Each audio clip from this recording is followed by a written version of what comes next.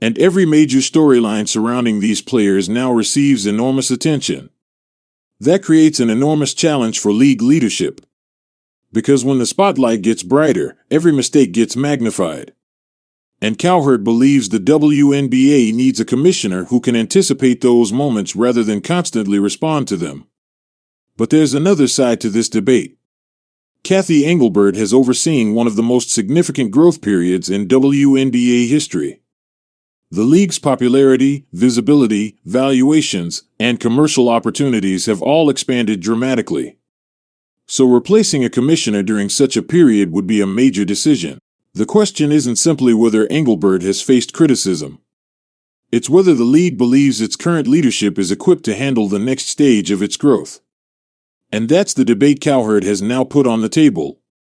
The Sophie Cunningham controversy has become a symbol of something much larger.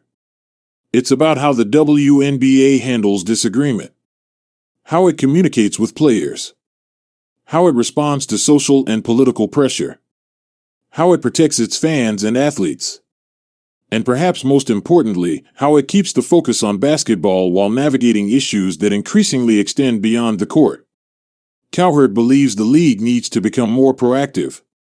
Critics of his position will argue that managing a rapidly growing sports league is extraordinarily complicated and that no commissioner can prevent every controversy. And that's fair.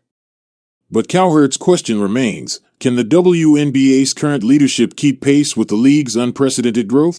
That's now a conversation the league can't simply ignore. Because the WNBA isn't fighting for attention anymore. It has it. The challenge now is learning how to manage it.